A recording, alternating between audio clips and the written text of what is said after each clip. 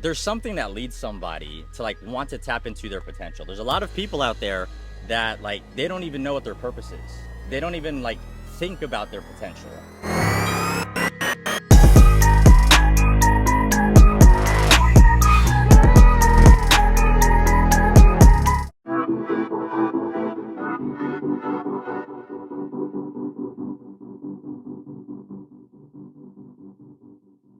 For this episode, we're going to be talking about the deepest question that we could possibly come up with here at this beautiful mansion. Why do this? Why do this, Andy? I mean, there's just so much potential that's untapped. Like, I've settled for so long in my life, and like I set these small goals, I reach them, and then there's this level of unfulfillment. And then I get to the next phase of my life, I'm going to reach this next goal, and like, they're just so small, they're so incremental that they're not even scary anymore. They're not even challenged. Like, you reach them, and then there's just this level of like untapped potential, this fulfillment that isn't there.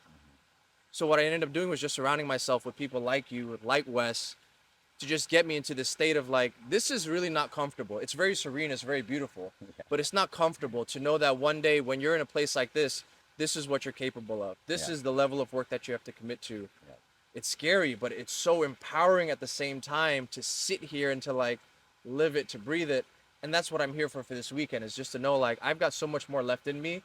Like, show me, the people that are around here, people like you, are helping me show me what my potential is. Yeah. Like, why are you here? Like, what's the point of all this? Yeah. Let me ask you something, because I have a follow-up question for you Okay. on that. There's something that leads somebody to like want to tap into their potential. There's a lot of people out there that like they don't even know what their purpose is. They don't even like think about their potential. What was it for you that made you want to tap into that potential? Because I think that that's something that most people don't understand, that it's something you have to intentionally try to uncover. Yeah. What is that driving force for you? Well, I think it's finding a purpose for life first. I dealt with my dad's death at the age of 16. He was gone suddenly, through like a homicide robbery. And I was hit with death really fast. That was my first experience with it. And through that was just these questions of life, of like, what's the purpose of life? If someone can work this hard, grow a family, and then just pass, like, my time is coming too. Like, why even try? And then I found my purpose through art. I've always drawn as a kid, but then like going through art and transforming that into tattooing, I just ended up in this place of like, I have this life to live. I have this energy, this life force. Like, it has to be fulfilled. And when you don't answer the calling, when you don't have a purpose or something to live for, life feels empty. And it doesn't have to be that way. And as I talk to more clients, more people, like, those that have purpose, they have clarity, they know what they want to do, they know where they're going to go, they know the impacts that they're going to make, and life is just so much more like beautiful, it's more impactful. But those that don't have that, there is this nihilistic state of being of like, why even be here on this earth? So I've dealt with the experience of death several times in my life, that I wanted to maximize the most out of it. And I think that's to pay honor and tribute to the people that you care that are just not here anymore. 100%. Yeah. See, that's the thing. And I think that, sometimes when we're like making these changes in our life, it's always like this like extreme life event that makes us like hyper aware. And I know there's people out there right now that like we want to save from like needing to get to that like life-changing Right. event by sharing, by creating awareness about these things, because like life, purpose, and potential is just not talked about a lot. Yeah. And I think that like people don't take it seriously. It's like this woo-woo stuff, but it's like it's truth. It's like being able to just talk under the sun in a beautiful environment just about our thoughts, our feelings, our like everything that makes us us. Like, this is what life is. Yeah. It's connection, it's bonding, it's the human fucking experience, Yeah. bro. That's what it's about. Yeah. There are people that you don't have to have those near-death experiences. And like the point that you tapped on earlier, if you can get to that place where you're just constantly driven by finding the next purpose, the next passion, and cultivating the life that you want without having to reach that point, that's a very beautiful thing. And it's important to me to be able to like continue to stay on that path of not needing some existential crisis for me to just wake up and change my life. Yep. And I think that that's what self mastery is, when you're so aware of your operating system, you're so aware of the things holding you back, and you sit there and you contemplate and you become this pensive state and you're just thinking critically about your life, that's what allows you to change yourself. And you sit there for 20 minutes, for 2 days, for 2 weeks, for a month. You do what you have to do to uncover that answer for yourself. There's been so many times in my life where like I just sat there and just I tried to understand what was the point. Because for me, when you asked me earlier, why do this? I was the guy that was done. I was the guy that we moved here from the Philippines, and like you're the only family. And for Filipinos, Filipinos are supposed to be like family. Like that's literally what people know us Yeah. for. And what happens is that at 10 years old, that family gets stripped away from you, and it's chaos and it's anger, and everybody hates each other. And it's like that was my identity. Yeah. That was the thing I was the most proud of, dude. Like when I was younger, I was that little bald-headed kid that had that weird smile on his face, Yeah. like with a weird dinosaur shirt, you know. And I just run around and I loved like looking at these things, and I loved my family. And that was a tough fucking thing, bro. Yeah. Your identity unraveled. Yeah, Yeah. yeah, and it's like I lost myself. So from 10 like till 16, 17, darkness. So when we talked about like you know, a hard time in your life and trying to move through that and asking yourself like what's the point of life? I asked myself, bro, for like my entire like from childhood to like adolescence and adulthood, I kept asking myself, there were so many different ways I tried to kill myself, bro. Mm. Like so many different ways. And I don't mean just like taking my own life. I'm talking about like in the military. I joined the infantry so I can at least die for something good. Mm. And it was such a weird mindset, but it served me. It started my Yeah. journey to purpose because I thought, because, okay, the first time I wanted to like completely like just end it all, I got a text from somebody that I was hoping would save me in that moment. I looked for somebody external to save me in that moment. And they sent me a text message I was not expecting. They said, at the end of the day, your problems are not mine. Mm. In that moment, I realized that nobody could ever like want to live for me. Yeah. Nobody could ever care about my life more than me. And if I don't care about my life, literally nobody will. And that started the shift and that started to change, but that didn't change the darkness yet. Yeah. So I started going into like the infantry after I got out. I tried to be a contractor. I tried to go deploy and be a contractor. So if I died, at least I would be honorable. And it's a crazy thing that shifted that because then I had my best friend's little brother take his life that followed me. And I just felt like so guilty, so much shame that like I was there because of the impact his death had on us. So it's like survivor's guilt. Yeah, bro, and it was weird because like he saw like dark parts of me, but he still looked up to me as a mentor, and like I didn't see the darkness in him. Yeah. You know, it's just like this weird thing. So when I got into coaching and like masterminding and doing all this stuff, the biggest thing was imposter syndrome. Yeah. Like I was like, how, dude, I couldn't save the one person that looked up to me. You know that and it was I didn't even know about it until after he passed. His brother told me because we were crying for months, bro. Like we just kept drinking and crying and drinking and crying every single night. And one night we were so drunk, and he was like, you know, Tommy used to talk to you about you all the time. Anytime like he was around me, he would just talk about you. And that's why I felt so guilty because behind the scenes he was hurting and he was going Mm. through all of this stuff, and like nobody saw it. I didn't see Yeah. it. His brother didn't see it. It's And he's just saying, suffering in silence. yeah, Yeah. and he's saying all these great things about me, bro. And like it's shifted so much. So now, like, why am I doing this? At the core of it, it's because I know there's somebody out there on that path right now. And that's why I got into coaching because I want to be the person that I wasn't for Tommy. Mm. And that became my purpose. And it's evolved over time. But the essence of why I coach people and why I take the time with people is because I didn't take the time Yeah. during that.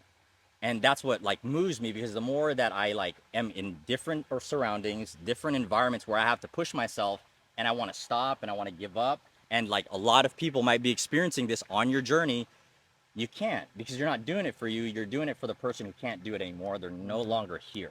Yeah. That's why I do this, bro. Damn, that's so powerful. Yeah, coaching is one of those like very fulfilling things. Like, so while the people that are still around that you can impact, Yeah. like, how can you continue to prevent things like that from happening? How can you save people from making the same mistakes that you did? Mhm. I almost mirror that identically with the same thing with like tattoo mentorship. You know, so I went through a mentorship with my brother.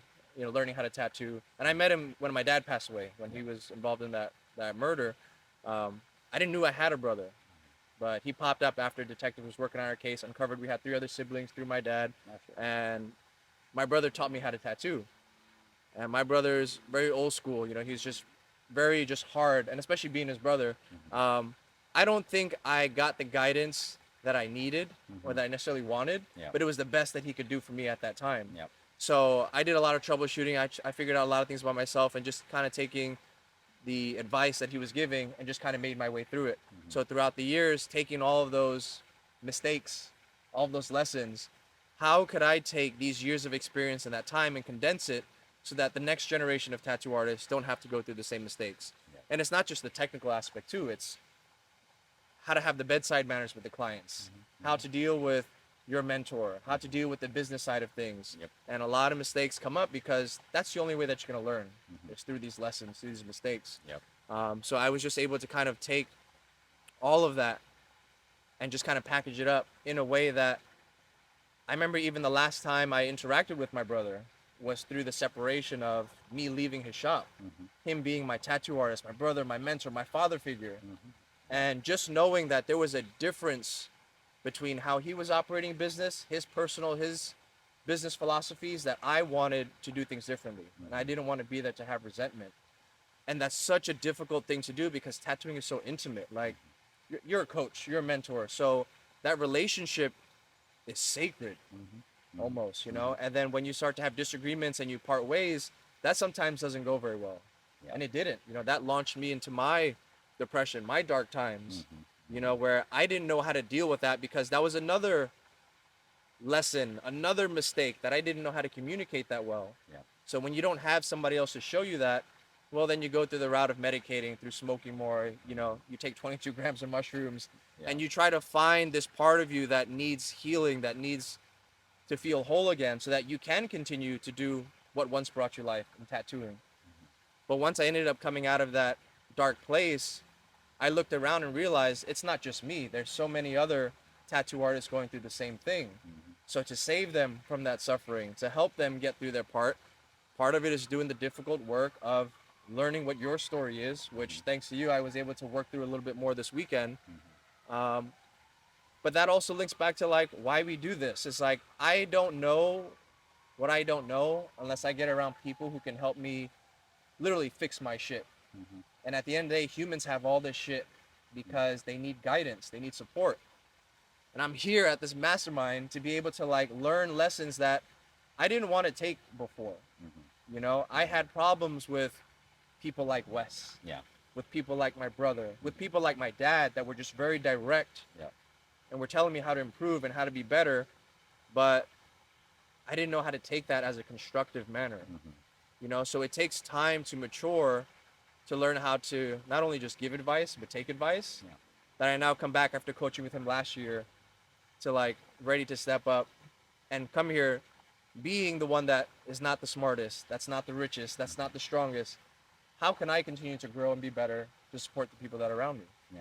So tell me a little bit about that, because like that evolution from not being receptive, not being completely ready to receive the guidance and what you need to change your life.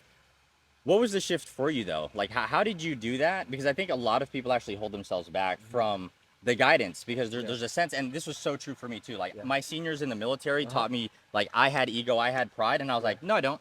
Yep. No, I don't. Same thing here. Yep. No, I don't. I'm good.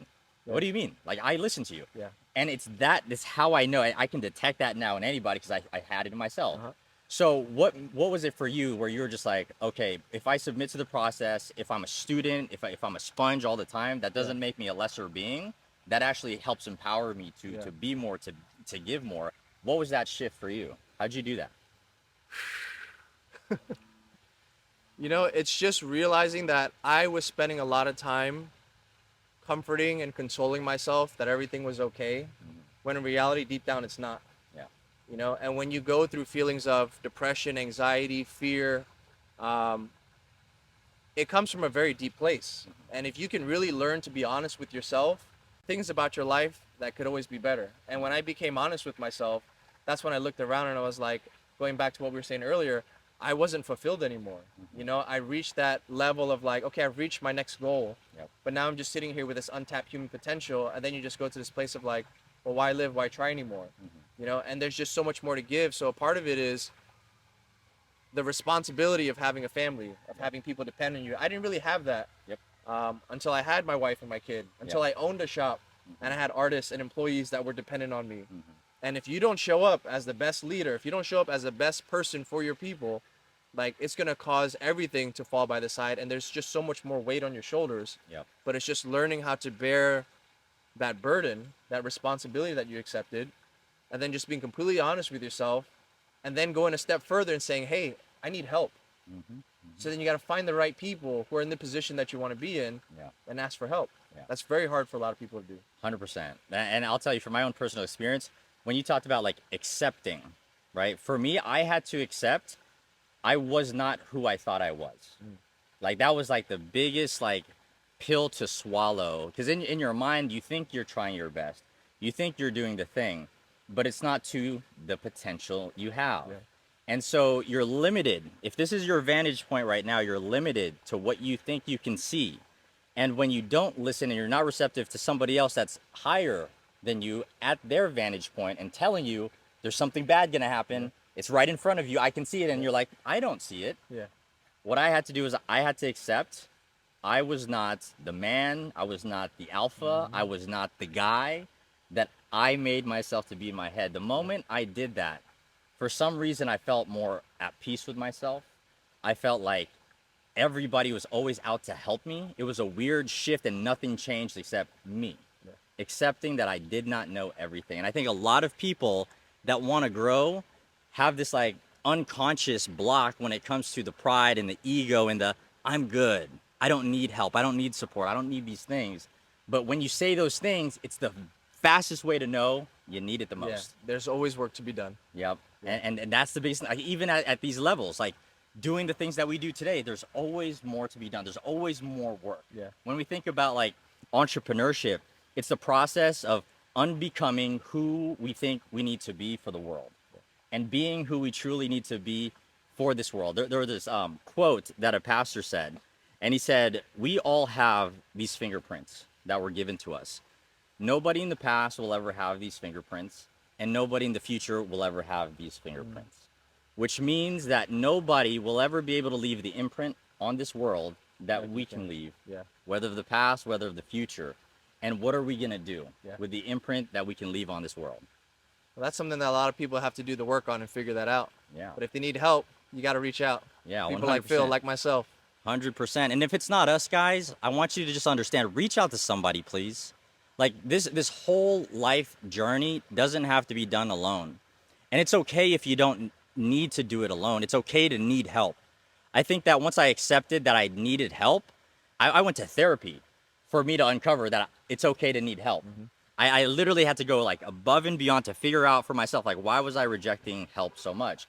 The moment I accepted help, it's like I became even stronger. And if anything, my connections and my relationships got even stronger. And it's all because you accepted your fucking self. That's powerful. Yeah. And that's how you start tapping into the potential. Yeah. That's how you start tapping into purpose because you finally accept you for you. And then you can start to grow. So And you that's can why start we're to be here. We're here to tap into our potential. 100%, bro. Let's get it. That's what we're doing. All right. So if you've been struggling with these things and you've been on this journey, on this path, and you're not sure how to move forward, it's listening to episodes like this, listening to stories like this, and asking yourself, what is my story? What are the highlights in my life that have crafted me into the person I am today? And learning how to value that story, that it's not for nothing. You didn't go through all of the hardship in your life for nothing. It was for something. And all of those lessons that hurt us throughout time become our superpower. All of the hurt and the pain we've experienced, we've changed that into a gift. We change those into lessons, into mentorship that now we can use the hurt and use it for good, use it to transform lives, use it to save people. I get clients and students all the time telling me, and it's dark. They tell me that if they never worked with me, they don't know if they would be here today. And when I told you that story earlier, that was my mission, every time I get a message like that, I know that when I need to push and things get hard, somebody out there is waiting for me to step into my greatness so I can find them. That's it, bro. That's it. That's why we do this shit. That's right. All right. Any final words for these guys? You always have to dig a little deeper. You always have to do a little bit more. The moment that you settle and you feel like life is good, you're not there. You start to go downhill, you start to decline. That's not the human potential. The human potential is always to go up, to do more, to explore. You have to reach that. That's your obligation in this lifetime. 100%. All right, guys. Thanks so much for joining us in this episode.